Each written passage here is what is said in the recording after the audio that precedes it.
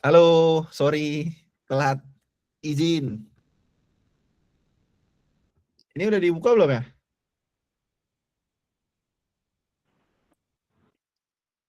Belum, Sa.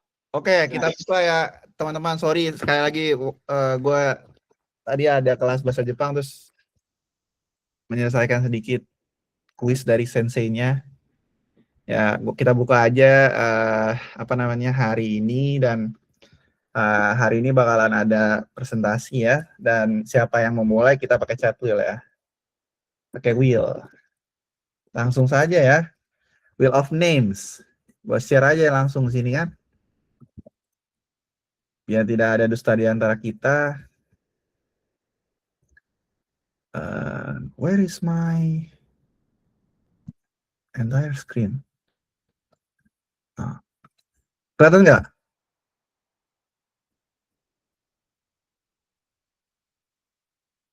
Kelihatan nggak teman-teman? Kelihatan. Oke, kita langsung nama-namanya ya. Listnya kemarin ada berapa tuh?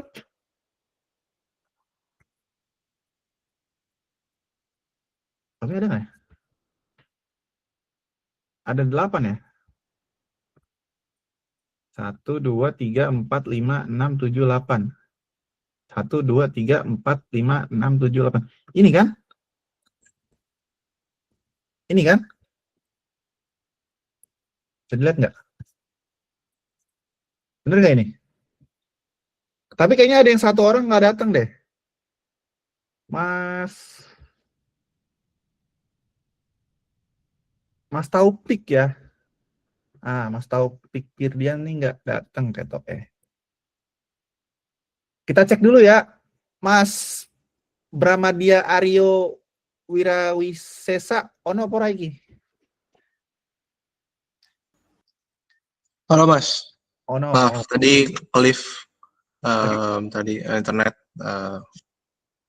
Oke, aman ya, berarti ada ya. Mas Arif Rahman. Ini apa lagi?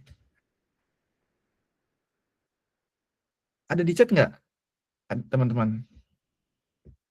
Nggak ada sih. Nggak ada. Kita skip dulu ya. Ahmad Eko Kurniawan. Ono apa lagi?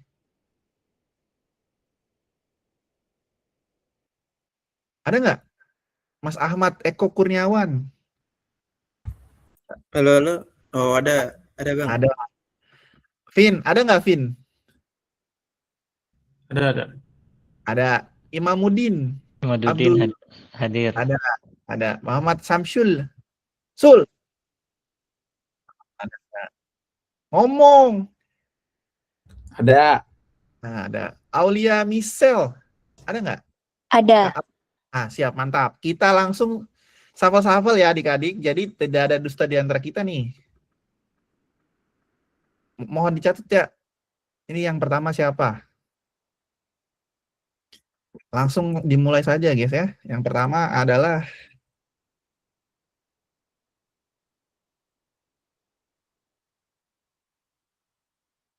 Imamuddin. Mas Imamuddin ya. Mas Imamuddin pertama. Langsung. Nggak, jadi nggak ya. Tidak ada dusta di antara kita nih. Remove, terus lanjut.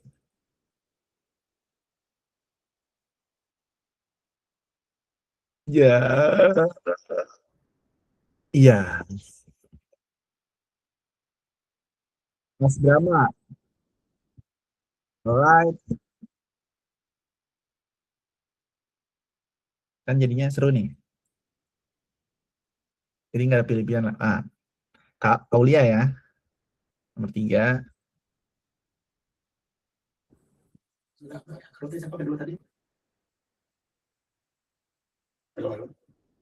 Halo. Kenapa Tom? Yang kedua siapa tadi? Yang kedua Mas Brahmadia Aryo. Langsung 4. Remove. Nah, tinggal nomor yang ketiga apa ini Mbak Aulia Isel. Yang keempat Samsul, yang kelima Vin. Yang terakhir Mas Eko ya. Alright. Yang lima tadi 5. Yang 5 ini udah gua chat di ini ya, gua chat di grup. Nah, tuh. Oh, Nah, oke. 2, 3, 4, 5, 6. Nah, langsung saja rule-nya mungkin bisa di-share dulu Mas Tommy.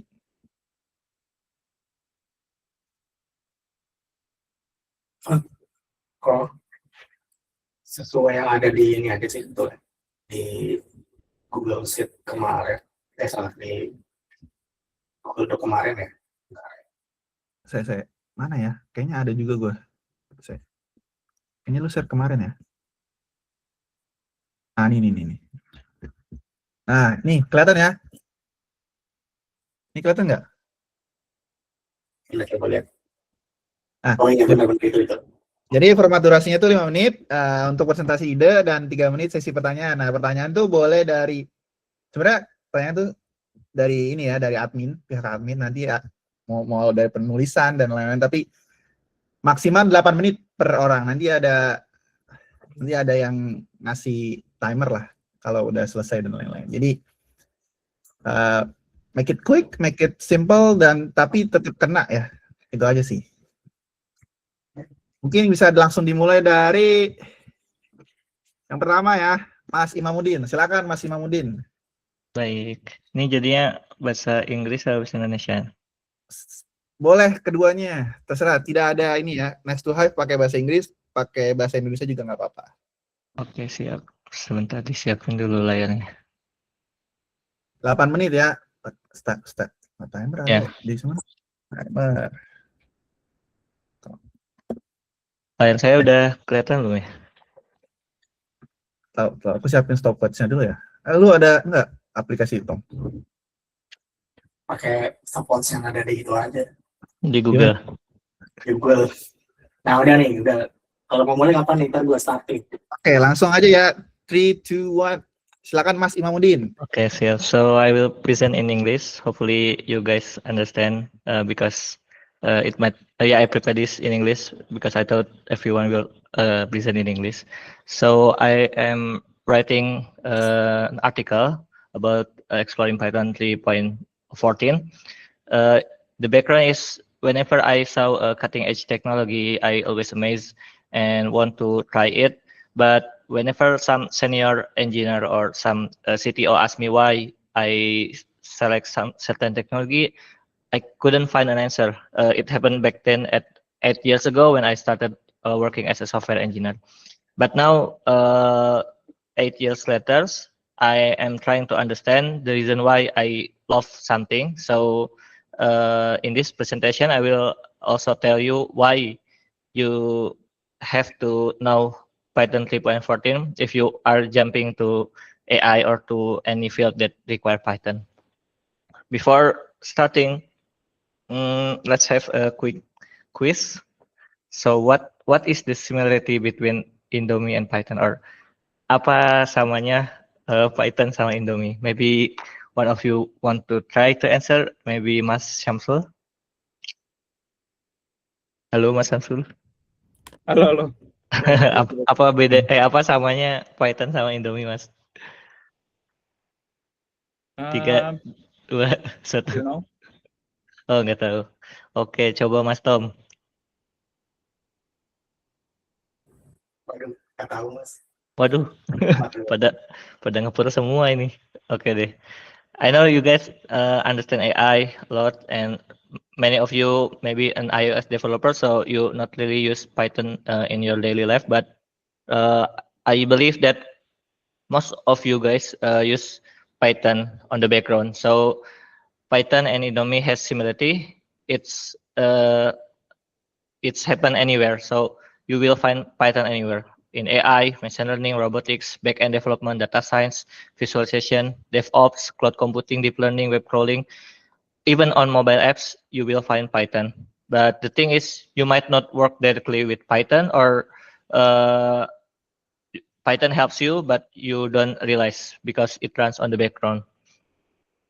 So these presentations not really deep about the technical aspect of the Python, but just an introduction of Python, especially Python 3.14, because maybe one of you want to switch career as from iOS developer to Python engineer. So this one is for motivate you that Python 3.14 is a game-changing version. So it's different with the older version. So maybe it's a right time for you to know better about Python this year. So there are at least 3 big features that it offers in this version. So there is a major language and interpreter enhancement. There are also so many improvements to developer experience. I will show you one of them after this. And also the incremental garbage collection is game changing in this environment, because you might know that Python is slow previously, but now maybe it's not that slow. So even though it's slow, it runs on every software. So believe me, it's a useful language to know and to understand. So previously in Python version 3.13, 12, 11, and go on, you have to define type annotation like this, and you import from a certain built-in library to make the default value of the variables. But now you can directly put this as so you can put none as a default value without adding the quotes. Maybe some of you doesn't realize why this such small thing can have a big impact, but trust me, in Python, especially when you work with back-end development framework like Fast API, this changed a lot. Like it's really increased the speed because this automatic type annotations makes the interpreter runs faster. So it only available on the new version 3.14, and it's just released on last December. So it's a really great enhancements in terms of speed and reliability. The second one is the no-GL concurrency. So previously, if you heard Python can do multi-threading or multitasking, it's actually not really multitasking. It's just pretend to be busy. So it's actually still use one core on the CPU. So it's not really multi-processings. But now in 3.14, you can this GL option is optional, and you can turn it off. So you can have one thread for one core of your CPU. So if you have multiple core on your CPU, on your laptop or on your machines, then you can utilize those core very efficiently. So it will run faster, of course. Oke Mas, udah 5 menit ya. 5 menit ya, oke. So ya, udah gitu aja Mas. Oke, ini apa nih? Thank you for your attention. Oke, coba bahasa Jepangnya.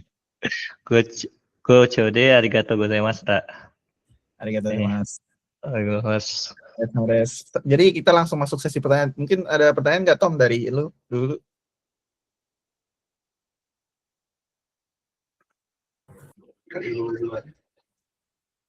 Oh, kalau dari gua pertanyaan gua sih lebih ke apa sih yang ngebuat ini pakai bahasa Indonesia aja? Ya nggak apa-apa, santai aja. Python 3.14 ini sangat berbeda dari previous versionnya. Kenapa dia stand out? Itu sih. Ya. Kayak yang saya jelasin tadi Mas, banyak fitur-fitur yang nge-improve kecepatan sama efisiensinya. Kayak tadi yang pas multi-threading ini, dulu kan pakai GL ya. Jadi GL tuh meskipun kita bikin threadnya banyak, tapi tetap ntar endingnya disatuin terus di-compile jadi Python bytecode. Jadinya lambat tetepan. Kalau sekarang di 3.14 tuh, ini khusus di versi ini dia bisa pakai core satu-satu. Terus di sini juga kayak misalkan ini, kan ini ada errornya ya. Errornya adalah si Z ini kan nggak didefinisikan di fungsi ini. Kalau dulu ya error ya cuma error nyalahin si programmernya. Tapi kalau sekarang dia ngebantu programmer buat ikutan mikir gitu. Instead of nyalahin programmer, dia kasih solusi. Mungkin yang dimaksud adalah Y gitu. Nah, banyak improvement ini yang bikin Python tuh lebih bisa jalan lebih cepat dan lebih user friendly. Salah satunya lagi ini kayak incremental garbage collection. Kalau dulu mau garbage collection tuh dia nge-pause eksekusinya, jadi eksekusinya berhenti dulu, ngumpulin banyak objek terus dibuang. Nah, kalau sekarang dia dipecah-pecah, split into small slice, jadi nggak terlalu ngehang, nggak terlalu lambat gitu pas nge-garbage collectionnya. Nah, ngomongin garbage collector ya, jadi kan dia kan garbage collector itu kan dia ngecek nggak ada pointer yang nge-reference ke satu objek terus dia baru bakal ngapus dari memori itu kan. Nah, dialog. Nah, Dialog apa memory. apa yang ngebuat ya ini jadi tadi kan dibilang ngecang kayak gini tuh maksudnya ya? Iya, ya. Jadi misalkan ada 1000 variabel yang udah nggak kepake. Kalau dulu sebelum versi ini ya dikumpulin dulu 1000-nya baru dihapus. Nah, kalau sekarang bisa percang misalkan 100 variabel dulu di dialog, 100 lagi dialog. Jadi kan lebih kecil yang diprosesnya. Meskipun endingnya tetap sama-sama nggak dialog 1000, tapi karena dia ngeprosesnya sedikit demi sedikit, jadi nggak bikin latensi, nggak ada latensi spike pas ngelakuin garbage collection. Itu lu juga notice di itu lu ya. Jadi traditional Python garbage collection pass the execution and scanner many object once. Terus kalau lu bilang sekarang itu nge-cause latency spike, really bad for APIs, even looping. Kalau sekarang jadi lebih kecil-kecil, jadi di-chunky gitu ya. Betul. I see. Jadi performance-nya lebih cepat gitu ya. Iya. Dari gue udah sih, gue jadi dapat paham sih. Gue di sini pengen kepo aja ya, guys, bukannya jadi interviewer. Jadi gue doang. Santai aja, Mas. Oke, makasih banyak Mas Isa pertanyaannya. Udah bisa, Sa? Ya udah habis ya. Terima kasih teman-teman. Ya udah. Terima kasih Mas Imamuddin. Ya, Mas Imat aja Mas panggilnya. Ya. Mas Adit. Sama-sama. Kasih semuanya. Thank you. Next-nya langsung ya kita tambah babi ibu, Mas Brahma. Silakan. Panggilnya apa nih Mas? Oke, siap-siap. Ya, Brahma, benar. Siap, Mas Brahma. Silakan Mas Brahma. Oke, izin. Selalu kalau misalnya saya ngobrol sama Mas Isa, izin gitu ya. Izin. Present, sebentar. View, present.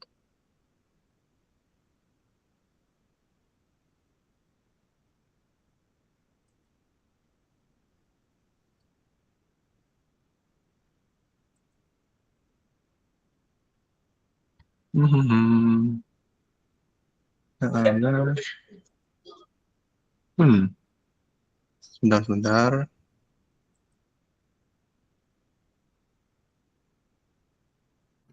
Ya, jadi semua yang presentasi di hari ini bakalan semua yang ikut nulis lah ya bakal dapat hadiah dari kita, terutama yang itu ya dapat hadiah. Setidaknya ada hadiahnya lah. Jadi lebih. Oke, silakan. Silakan ya. All right. Thank you, Mas Isa, for this opportunity to present and poison you with what I'm currently obsessed about. My goal today in this presentation is to convince why you should consider functional programming.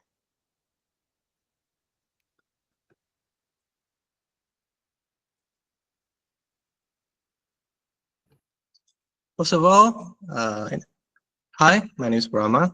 You can find me in these social links. I also have a blog where I sometimes post something, sometimes I don't.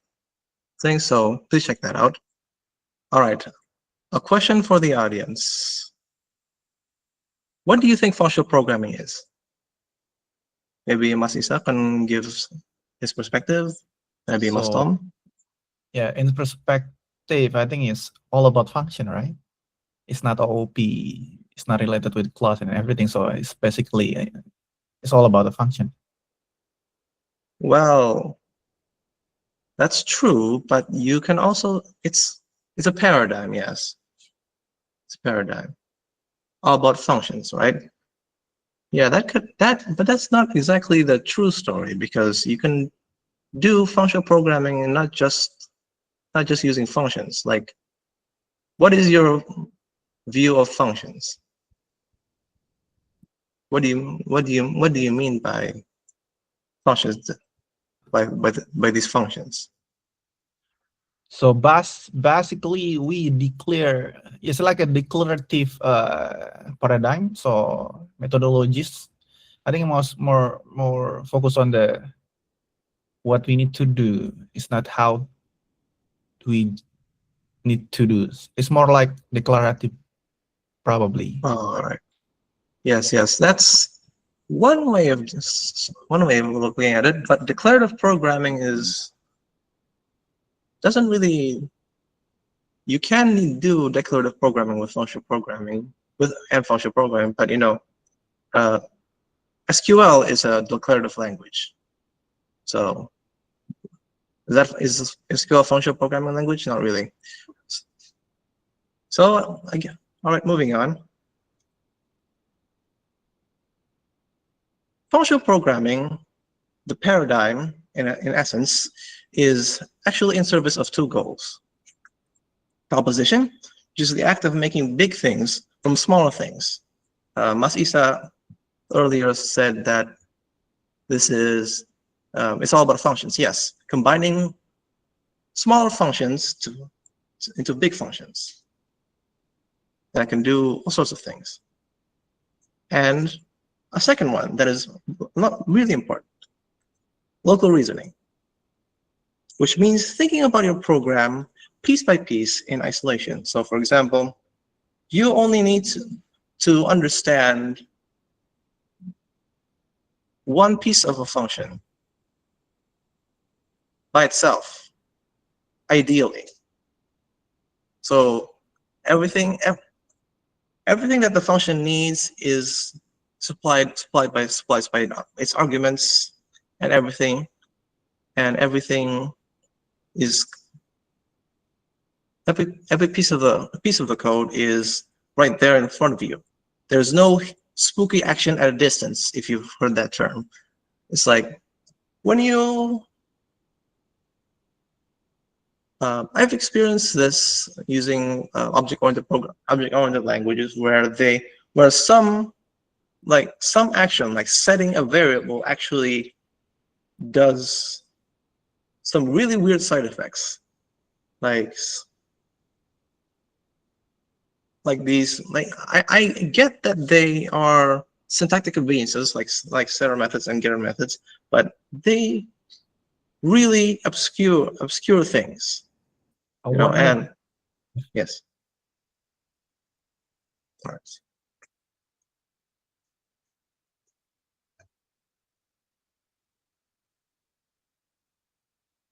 And one thing about local reasoning that makes it an advantage is because our brain can only hold so much information at a time.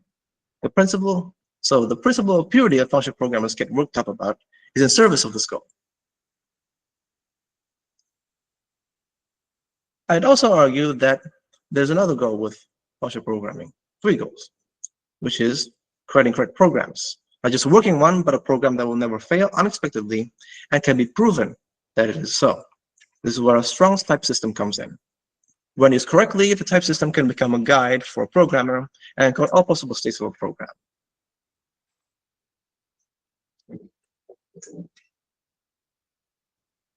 So I know a lot of you are AI-driven developers. Another merit of a strong type system for a programming language is in LLM-assisted workflows. The LLM can receive feedback from the type system of the code that they generated. I have a hypothesis, maybe I'm wrong, that a language with a sufficiently strong static type system and descriptive message reporting will be able to train an LLM with less data than a language with a weak sizes. But we can prove that, you can disprove that. That's all, folks. Any questions? Please do. Thank you, Mas Brahma. Any question, guys? Please go ahead, Azam. Ini gue nanya deh. Gue mau nanya, kenapa gue harus consider functional programming jadinya? In one sentence, jawab coba. Well, okay. Sebelum lanjutnya sih ada di artikel yang saya buat ya sebenarnya. Jadi saya kasih studi kasus di situ bahwa salah satu perusahaan yang mengadopsi functional programming language gitu ya, itu mereka bisa tahap onboardingnya itu cuma bisa sebulan gitu. Sedangkan kalau misalnya pakai bahasa pemrogram seperti JavaScript atau segala macam itu bisa lebih dari sebulan. Nah, ini sebelum era AI ya, jadi kayak orang tahu. Mereka itu pakai bahasa pemrograman namanya Elm, itu bahasa pemrograman fungsional untuk bikin aplikasi front end. Itu untuk bahasa pemrogramannya juga, untuk bahasa pemrogramannya. Dan untuk paradigmanya sendiri, ini ada yang udah tahu belum? Namanya Design Pattern Functional Core Imperative Shell. Ini dikasih tahu sama Destroy All Software. Jadi ide intinya adalah komputasi dan kalkulasi data dan performing action. Jadi misalnya write into file atau making network call itu terpisah, dua itu. Jadi meritnya adalah berdua bagian itu bisa di-testing secara terpisah. Jadi satu bagian itu bisa di-testing untuk performance-nya, untuk correctness dari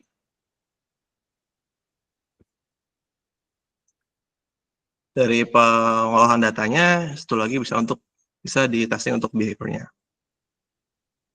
Gitu. Oke, masih ada waktu nggak? Masih ada? Masih Apa ada pertanyaan lagi? masih 2 menit tuh, rekan. Sebenarnya gue belum baca semua artikelnya. Terus gue cuma dari yang coba dijelasin tadi ya. Cuma kalau dari gue sih kayak functional programming, cuma gue nggak dapet setelah presentasi tadi, gue kurang dapet kayak why-nya, makanya gue tanya lagi. Dan yang lo tanya tadi, yang lo jelasin tadi, coba ngejelasin studi kasus dan ini gitu. Maksud gue, bisa nggak lo kayak convince me, misalnya gue belum praktek functional programming nih, lo convince gue, lo pakai deh kayak gini nih gitu. Oke.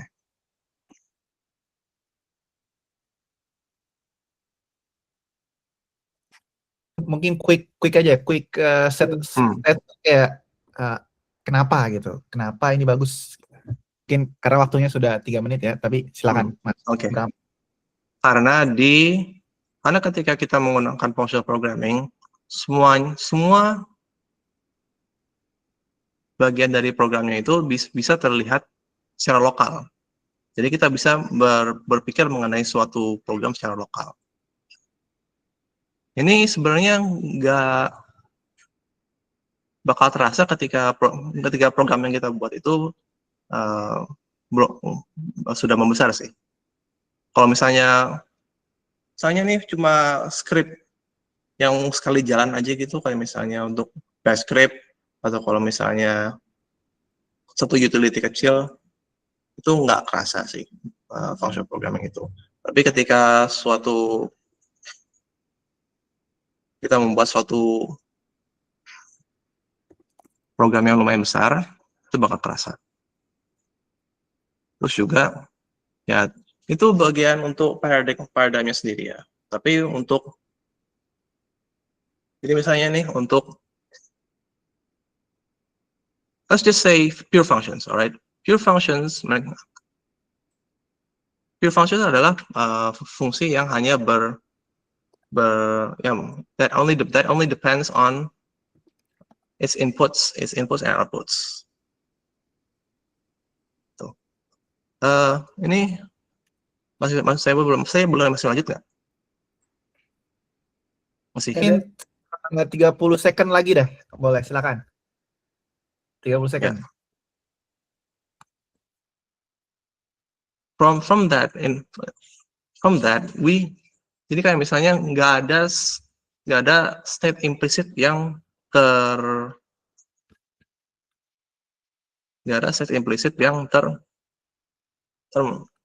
yang tidak semua perubahan mengenai state itu menjadi eksplisit. Dan bisa tertrack di kodenya. Jadi ketika misalnya kita membuat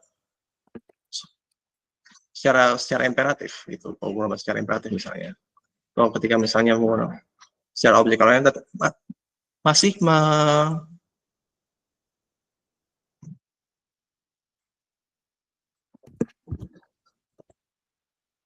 kita harus tetap menjalankan programnya di kepala kita kan sebenarnya.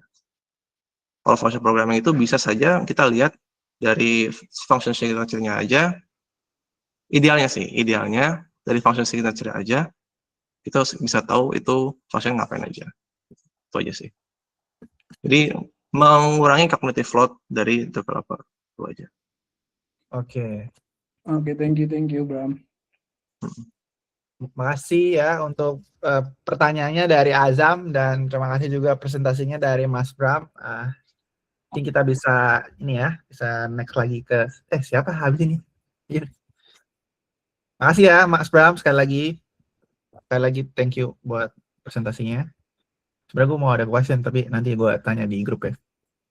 Oke. Nextnya siapa ini, guys? Aku, Mas.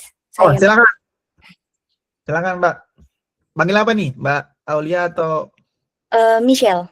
Michelle? Oke, Mbak Michelle, silakan. Waktu dan tempat dipersilakan. Kalau udah siap nanti Mas Tommy bakal start itunya ya. Oke, sebentar. Oke, presentasi saya udah kelihatan belum? Sudah, Mbak. Oke. Ya, saya mulai ya. Hello everyone. Today I'd like to talk about Liskov, one of the solid principles and the life lesson I learned from it.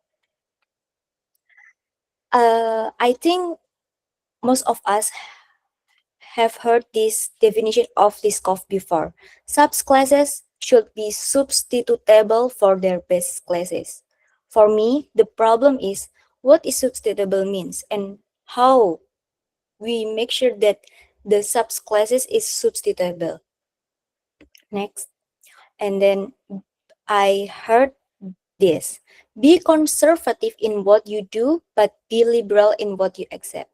This is a robustness principles that help me to understand Liskov and also give me a life lesson that we have to be open-minded, but how we act on it should be conservative, should follow the principle that we have. Be conservative in what you do. So the next question is, how does this phrase connect to the Liskov? How be conservative in what you do, but be liberal in what you accept, connect to help us understand Liskov. Okay, first, Liskov has behavior rule. Liskov has behavior rule that the subclass must preserve the same behavior and intent as its parents. This means the preconditions must be the same or weaker, being liberal in what you accept, and the postcondition should be the same or stronger, being conservative in what you do. Okay, let's look at this code. It compiles and runs without error, but it actually violates Liskov. Why? Because the parent class is move, but the subclass is in the move is blubub blubub. Blubub blubub is the sound of the fish, which violates the behavior of the move. So This changes the meaning of the move and creates unexpected behavior.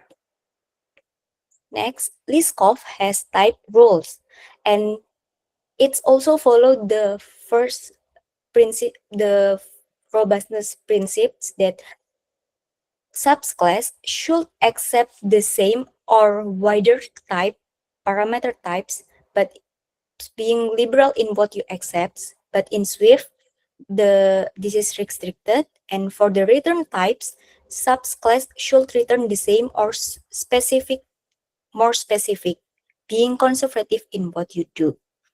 And one more rule is no new exception. In the subclass should not introduce new exception that the type of the parent doesn't have, or we can have a exception but can be more specific than the parent class.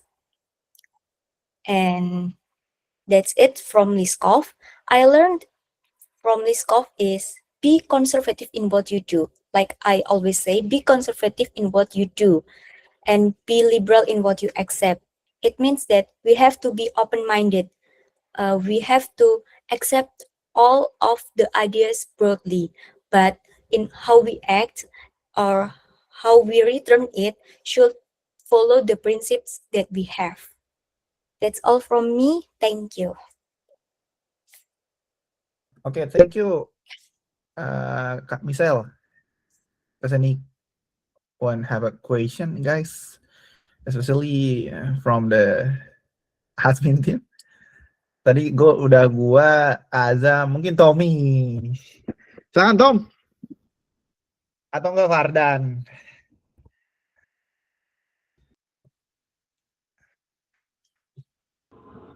Silakan Mas Fardan, udah open mic. Ada tadi ya. Ini tentang ini ya, solid principle ya. Bener ya? Ini tentang Liskov. Lebih ke OP. Ini bagian dari solid kan? Ya, solid. Solid lah berarti. Nah, sebenarnya gue pakai di dalam program itu buat apa sih? Kenapa gue pakai ini? Padahal kan gue bisa tanpa harus Liskov tuh gue pakai bisa kan jalan kan? Ya, soalnya kalau misalnya nanti kita nggak sesuai sama Liskov, memang bisa berjalan lancar seperti ini ya, animal sama fish. Tapi kalau misalnya nanti ini akan menghasilkan unexpected behavior. Jadi misalnya kita harusnya itu kan nge-call fish, move. Nah, harusnya kan move, apakah movementnya gitu. Tapi karena ini kayak soundnya, jadi kan unexpected gitu, yang nggak terduga gitu. Contoh mungkin yang lebih seriusnya adalah ketika new exception. Jadi ketika ada error, nah kita ada di base nanti di child class itu ada error baru. Nah itu kan akan membuat kebingungan gitu bagi developernya. Padahal di base class-nya itu udah aman gitu. Base class-nya itu nggak ada error seperti itu, tapi kok ini tiba-tiba ada error ini gitu. Dari mana? Ternyata dari child class-nya gitu. Oke. Kalau sepahaman saya gitu. Oh enggak ada sepemahaman kok. Kita sama-sama. Mungkin bisa ada koreksi gitu. Karena masih belajar juga. Izin Kak Aulia, tadi ya, boleh nambahin juga. Saya sebenarnya tahu Liskov ini principle ini yang be liberal and what you do, be liberal about what you accept, tapi being conservative about what you do, be liberal about what you accept itu dari pemrograman Unix ya. Jadi kita nerima banyak hal nih, tapi kita ngelakuin sesuatu itu ya yang itu aja. Jadi misalnya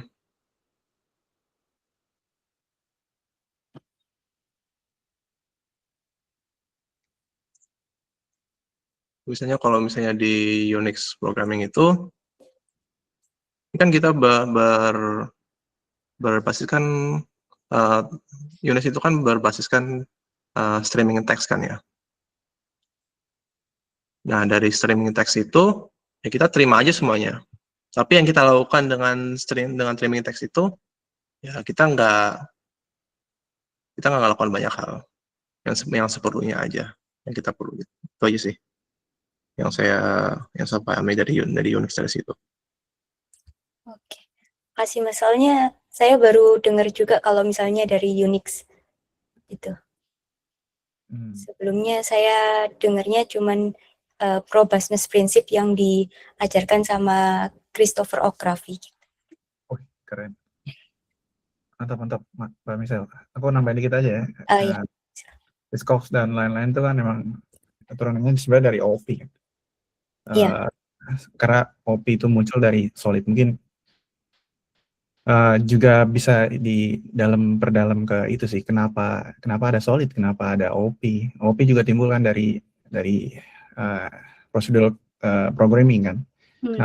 Kenapa OP ada? Karena ada masalah ini. Mungkin sampean bisa deeply to asking yourself about why we need to use this one. Itu bakalan lebih deeply ke sana sih. Kalau nggak ada lagi, waktunya sudah habis ya teman-teman. Jadi terima kasih teman-teman atas pertanyaan tadi Mas Fardan dan tambahan dari Mas Brahma.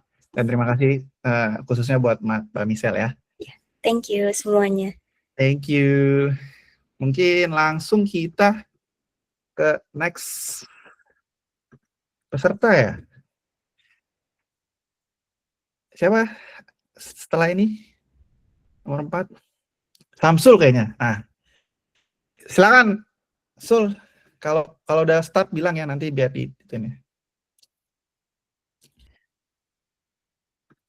Baru Mas Ferry. Oke, sebentar.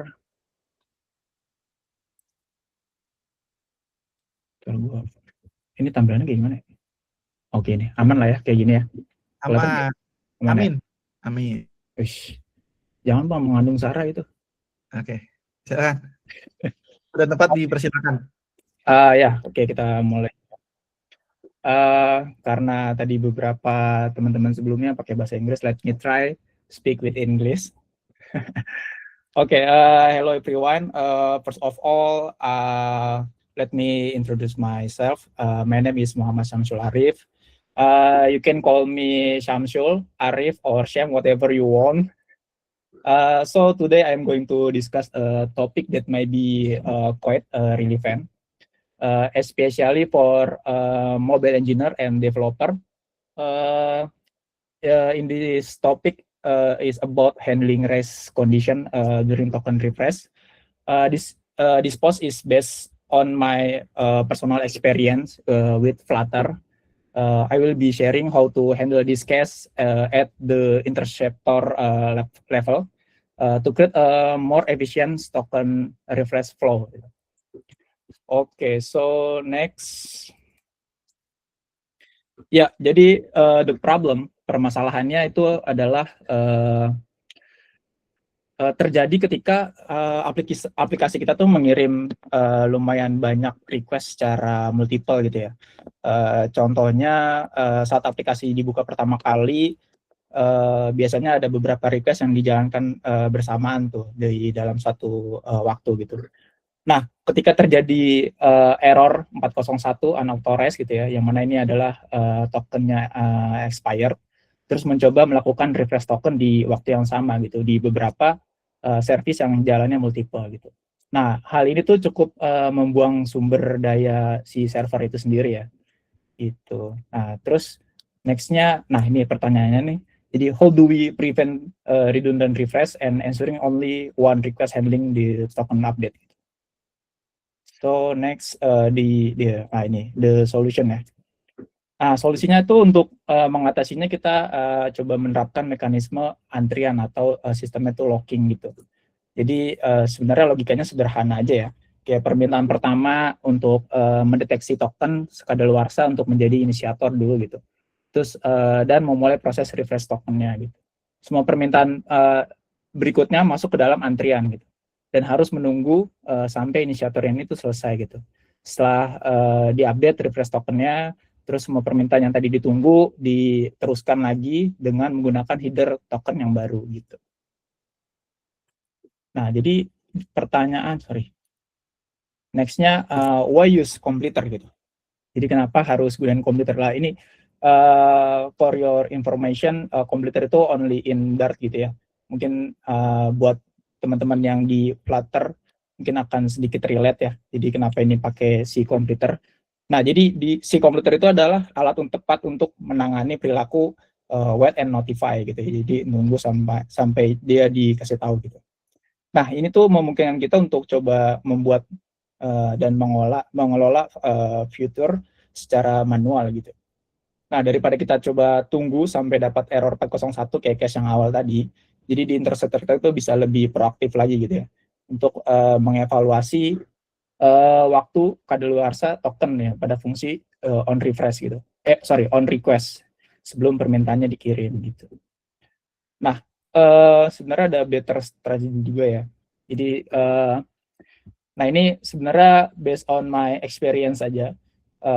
Ini bisa menyesuaikan sama kebutuhan juga ya. Jadi in my case seperti yang dijelasin sebelumnya tadi, daripada kita coba tunggu waktu error 401 gitu kan, mending kita coba cegah dulu gitu errornya di level interceptor gitu.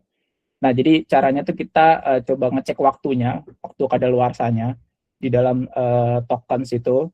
Jadi ketika waktunya kurang dari 10 detik di case ini ya, ketika waktunya kurang dari 10 detik, kita coba lakuin request untuk refresh token gitu. Nah, ini tuh mengurangi sebenarnya error reporting terkait 401 gitu sih. Gitu. Nah, mungkin nextnya ini sih lebih ke tahapan implementasi aja ya, yang mungkin nanti detailnya bisa dicek in my Medium article. Gitu sih, ini step-stepnya ya kurang lebih seperti itu. Nah, hasilnya the resultnya tuh ketika kita coba implementasi mekanisme ini, yang tadinya multiple request yang dilakuin di awal, dapat beberapa banyak error 401, ini jadinya sama sekali nggak ada, karena tadi kita coba handling untuk ngebaca expire tokennya gitu, expire tokennya di dalam 10 detik gitu ya. Jadi secara report hampir nggak ada gitu. Mungkin itu aja yang bisa disampaikan. Thank you. Wah, pas banget ya. Thank you presentasinya Arif. Sam, oke. Ada pertanyaan nggak nih teman-teman? Mungkin tunjuk aja ya pertanyaan. Silakan Mas Ferry. Gue baru join ya. Terus lu nanya aja. Silakan Mas Ferry. Yaudah deh, karena nih kayak hitungannya waiting gitu ya. Karena dan gue juga belum pernah tahu tentang Flutter. Apakah dengan sistem kayak gitu sama kayak async await-nya di Swift atau JavaScript gitu nggak sih sebenarnya? Benar. Jadi karena sebenarnya kan async await juga ya. Cuman ini tuh completer tuh kita bisa lebih custom gitu sih. Jadi kapan kita waktu tunggunya dan kapan kita mau rilis tuh waktu tunggu itu gitu. Sebenarnya konsepnya gitu sih. Berarti jatuhnya apakah custom berarti anggapnya kayak lo bikin satu kelas khusus dedicated untuk nge-handle itu aja, kayak misalnya kesannya kayak anggaplah dia manajernya lah gitu, kayak gitu nggak sih? Ya benar. Jadi sebenarnya kita karena tadi penjelasan di sini ya, si completer tuh kita bisa bikin ibaratnya untuk manage future manually gitu sih. Jadi kayak kita bisa define dia di awal, terus sebagai waktu tunggu, dan nanti ketika udah mau kita rilis, kita bisa istilahnya kita terusin lah gitu. Jadi sebenarnya async await yang lumayan manual, dan yang manage itu kita sendiri gitu. Bukan based on response service ya biasanya kan gitu ya.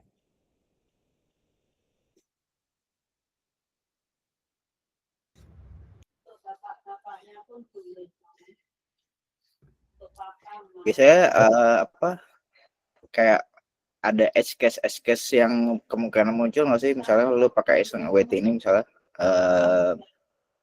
kayak apa ya, gue belum kebayang sih. Tapi kayak kalau misalnya di main kayak misalnya main completion kayak itu kan biasanya ada kayak memorinya nggak kerilis atau apalah kayak gitu-gitu misalnya. Iya, benar-benar. Nah, karena emang semuanya perlu di-handle manual, jadi emang kita agak tricky nih buat implementasinya, jangan sampai ada yang miss gitu sih. Jadi termasuk salah satunya di sini nih ada, kita kan pasti ada pakai try catch gitu ya. Jadi kita perlu handle di semua possibility error itu terjadi gitu sih. Jadi kayak yang pasti komputernya itu harus kita completein ya. Ini yang artinya kita rilis, kita terusin gitu. Jangan sampai enggak, karena nanti bakal ketahan terus dan asinkronisnya nggak never stop gitu jatuhnya sih. Terus setelah udah ya udah kita rilis dia jadi balikin lagi gitu, default value-nya tuh ke 0 gitu sih. Nah ini buat mencegah nantinya buat next request yang masuk itu nggak gunain satu objek yang sama sebenarnya kayak gitu sih. Ya lumayan tricky sih kalau bisa dibilang ya.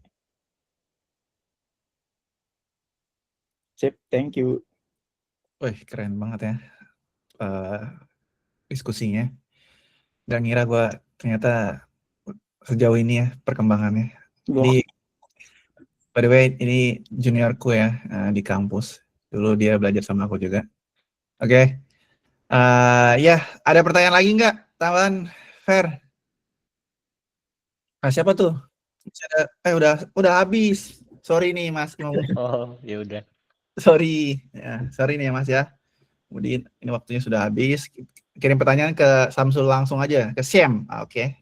Sip, boleh. Thank you guys. Nextnya Vin.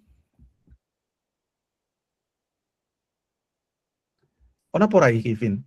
Vin. Perasaan tadi ada Vin ya? Ada itu dia. Mungkin lagi ke belakang ya. Kita ke Mas Ahmad Eko dulu ya. Gimana? Mas Ahmad Eko, silakan. Tadi katanya Mas Ahmad Eko yang presentasi si ini ya, si Tommy ya? Halo Mas, maaf. Vin. Silakan Vin. Maaf, tadi nge-stuck browsernya. Hilang lagi browsernya.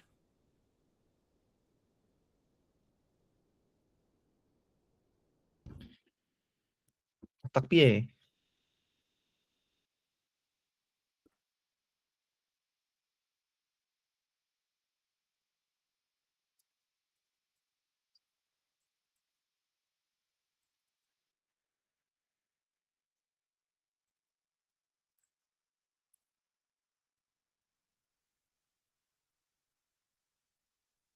Enggak, kita tungguin Vin dulu.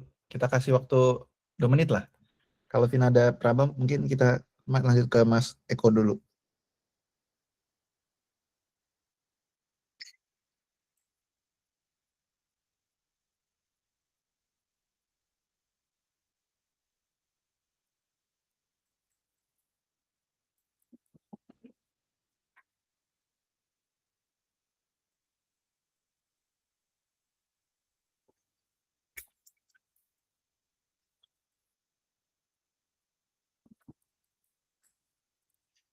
Tes, oke ada. Tapi suaranya nggak ada.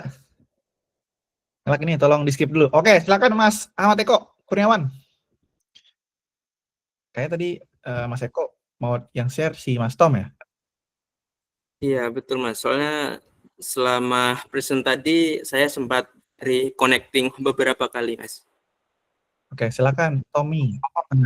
Nah, udah nih. Ya, silakan Mas Eko kalau mau dimulai silakan dimulai ya. Nanti kita. Oke, baik. Terima kasih atas waktunya, Mas Isa. Jadi izin menjelaskan terkait tulisan saya di Medium. Jadi berbeda dari rekan-rekan yang lain yang mengambil isu teknis, di sini saya lebih ke refleksi diri sih. Jadi apa yang sudah saya lalui, terus apa yang sudah mulai saya solving, meskipun belum sepenuhnya solving, di sini akan saya share. Oke, next, Mas. Nah, tujuan dari sini tuh saya ingin mengenalkan terkait mindset baru, mungkin untuk orang yang memiliki masalah sama dengan saya. Selanjutnya itu melakukan diagnosis lag.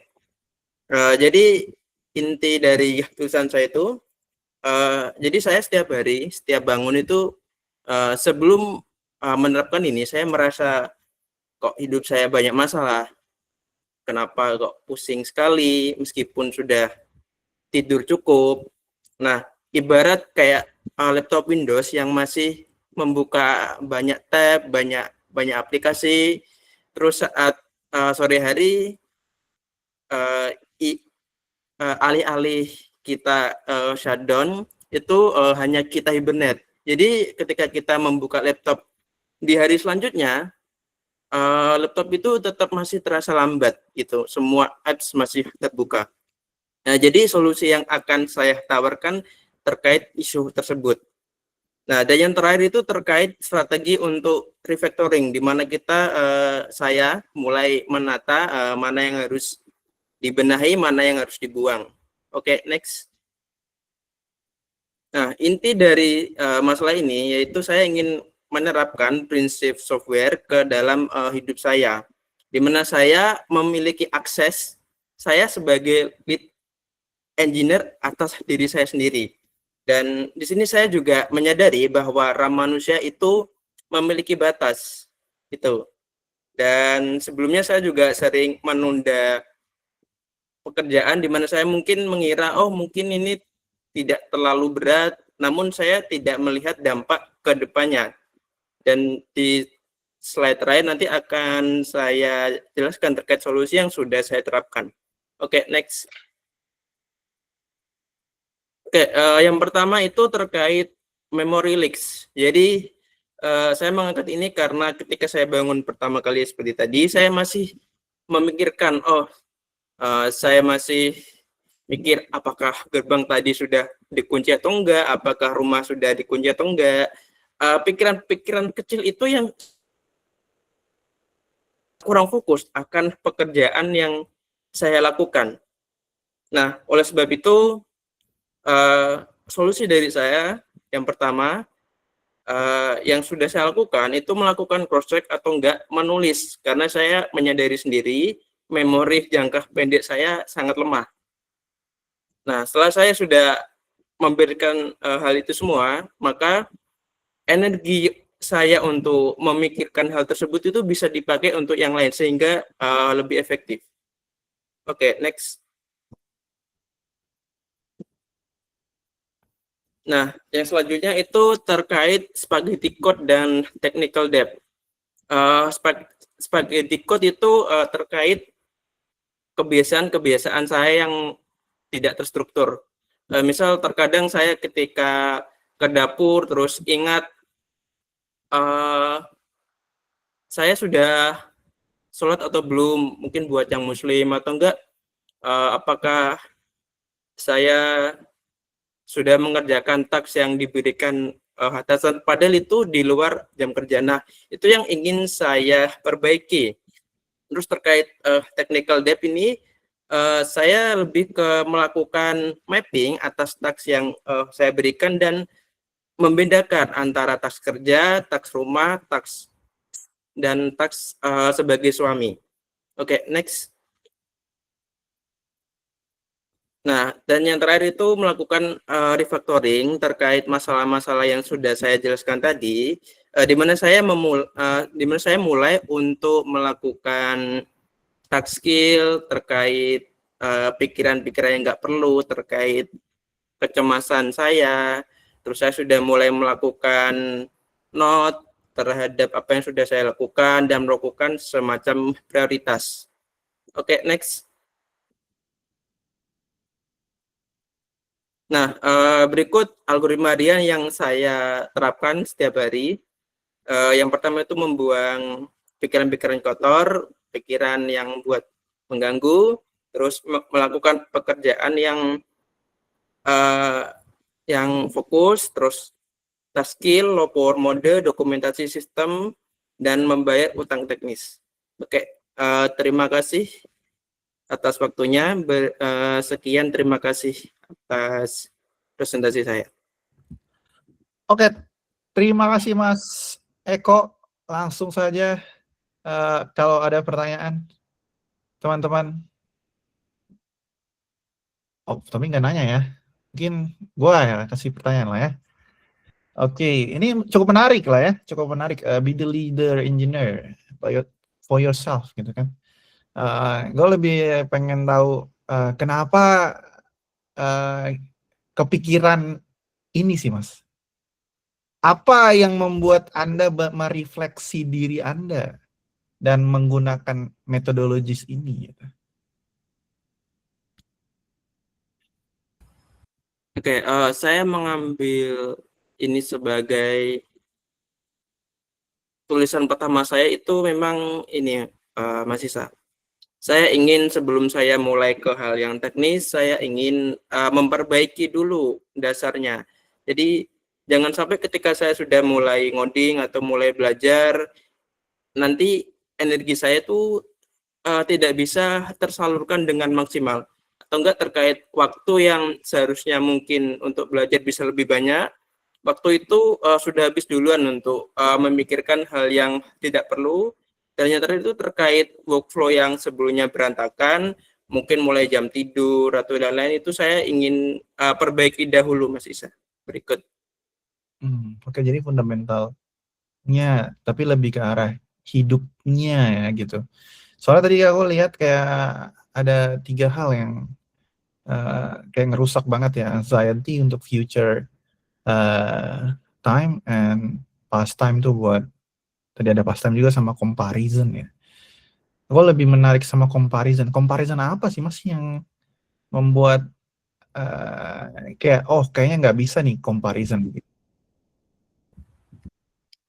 Sesimpel ini sih Mas, mungkin dengan usia yang sama orang lain ada yang lebih sukses, atau enggak bahkan dengan usia yang di bawah kita ada orang yang lebih sukses, lebih pintar dari saya gitu Mas. Jadi saya akan membuang hal itu dan mulai fokus ke dalam diri saya sendiri. I see.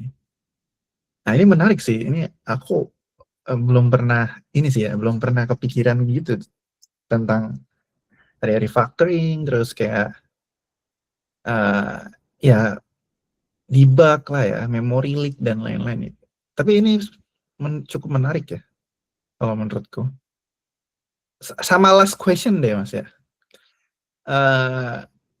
Seberapa penting gitu, kayak aku lebih pengen explicitly ngomong refactoringnya gitu, kayak seberapa deep kita harus refactoring hidup kita dan gimana kita bisa ngedebug kalau itu hidup kita harus di refactor gitu, kayak apa flagnya gitu. Mungkin mau bantu jawab. Oke Mas, dari pengalaman saya itu sampai mana kita butuh refactoring. Jadi ketika dari saya sendiri itu udah mulai merasa jenuh, mungkin jenuh terkait task yang susah di solving, atau enggak ada isu yang lain, mungkin isu keluarga. Dari ketika kita enggak memapping atau merefactoring isu tersebut, anggap saja misal utang yang banyak, ketika kita nggak mulai menata diri, maka kita nggak akan bisa solving masalah selain itu Mas. Jadi masalah besar itu semacam sebagai big wall gitu yang susah kita tembus. Nah padahal yang di samping itu masih ada wall-wall kecil yang mungkin bisa kita selesaikan dahulu, seperti itu Mas. Bisa. Oke, thank you Mas Eko. Sangat menarik sih pembahasannya. Mungkin makasih ya buat Mas Eko sekali lagi. Mungkin kita bisa makasih juga Tommy untuk presentasinya tadi ya, membantu Mas Eko, dan kita bisa lanjut ke Vin. Silakan Vin. Oke, thank you. Udah kelihatan kan ya screen-nya? Sudah. Okay. I will conduct this in English. Okay, let's start. Hi everyone. Thank you for joining this event and want to hear my presentations. Hope you enjoy. Okay. Hi, my name is Finn. I'm an engineer at NBS. Without further ado, let's start the sessions. Okay. We use closures every day, right? But like for map, view models, concurrency, and many things. But you know what's under the hood? If I ask you, why does Swift captures variables by reference instead of value? Or why does a closure take up exactly 60 bytes on your phone? Could you answer? It sounds hard, but actually it's quite simple. A closure is just a struct with 2 pointers. One, a pointer to a code, and second, a pointer to a data it captured. That's it. That is why it's 60 bytes. Okay, let's see how this works in real life. Look at this code quiz. We have a counter at 0. We have create a closure that printed, and then we change the counter to 10. Finally, we run the closures. What's print out? Most developer will guess 0, but the answer is 10. Why? Because Swift is lazy. It captures the address of the variable, not the value. So, when the closure runs, it looks at the address and sees the number 10. If you want the answer to be 0, you have to use a square bracket counter. This tells Swift like copy this value right now. Now Swift gives us 4 keywords to handle this. I like to use real-world analogies to remember them. First one is non-escaping, second is escaping, third is auto-closures, and last one is sendable. First one, non-escaping, like a gym spotter. They help you lift, but only while you are at the gym. They don't follow you home, they just stay in the stack. Second, escaping is like a GoFood driver. The driver has to escape from the restaurant to bring you food. If they stayed at the restaurant, you will starve. And they have their own timeline. Third one, auto closures is just like a smart light. You don't want the light is 24/7. You only want it on when there's someone in the room. And it delays the works to save battery. In this case, is CPU cost. Also, it's more elegant. Finally, sendable. For me, sendable is like sending a PDF versus a Google Docs. If you send a Google Doc link, people can type over each other. It's messy. But if you send a PDF, it's a safe copy. So sendable make your data safe so nobody can mess it up. So why do we use weak self? It goes back to those pointers that I showed you earlier. Self points to the closures and closures point back to the self. It's a cycle. We use weak to break the cycle. So to wrap it up, next time you type those curly braces, remember, you are just not writing a function. You are building a custom struct that manages your memory. Understanding how it works is what separates a coder from an engineer. Thank you. You can connect with me through the social media, LinkedIn, Medium, GitHub, Instagram, and so on. I think that's all. Thank you. Oke, thank you, Vin. Langsung saja. Silakan pertanyaan. Mungkin Azam ya. Hah, kenapa gua? Ya kan, udah tadi kan gua terus habis itu Azam gitu. I don't quite understand. It's really hard topic. Lu Oke. engineer. Pertanyaannya apa ya? Oke, jadi kan lu mention under the hood about closure ya. Tadi udah banyak jelasin. Cuma kan ada satu tuh biasa kalau masalah ini tuh ditanyain tentang ada tadi lu mention weak juga kan. Nah, itu ada temen itu ada unknown. Nah, mungkin lu bisa mention apa explain kenapa lu nggak mention unknown atau kenapa kita nggak pakai unknown ya. Intinya lu tau lah ya maksud pertanyaan gua tentang unknown ini. Itu sih. Okay.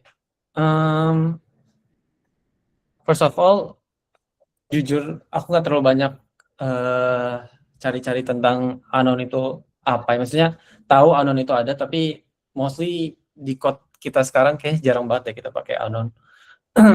Cuman yang aku tangkap dari sini, mostly kan kalau apa namanya tuh permasalahan utamanya dari closures kan, contoh kalau misalnya kita pakai map atau dan sebagainya, kita nggak perlu pakai weak self. Tapi dalam kondisi tertentu yang memang membutuhkan reference ke sebuah kelas, ya kita biasanya pakai weak self gitu untuk mencegah adanya return cycle antara si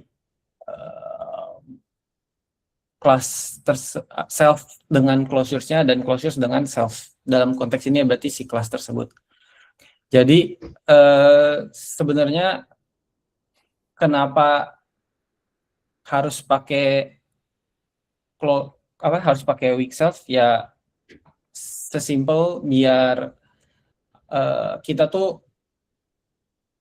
jadi dalam pakai closure ini kan kadang kita harus tahu dulu ini kita referensinya mau ke siapa, mau ke kelas atau ke apa gitu. Kalau misalnya memang referensinya ke hal-hal yang related tidak safe secara memory management, ya kita harus menggunakan weak self gitu. Kenapa kita nggak gunain anon? Sebenarnya kan anon juga bisa dibilang sebagai sama lah gitu buat bikin jadi weak. Cuman yang bikin beda, aku sempat baca-baca juga, mungkin ini bisa dikoreksi bisa salah ya. Anon itu sifatnya lebih kayak dalam quote unquote kayak force unwrap-nya dari penjagaan gitu dibandingkan weak self gitu. Kalau weak self tuh nggak ada ya return gitu. Mungkin begitu. Oke, udah itu aja pertanyaan gua. Iya, kalau aku Thank you, nambahin, Vin. nambah dikit Yo. aja. Weak sama Ya. unknown.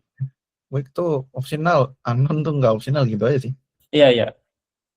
Aku Gitu. sempat baca juga sih ada force hitungannya kayak force unwrap-nya gitu kan kalau anon.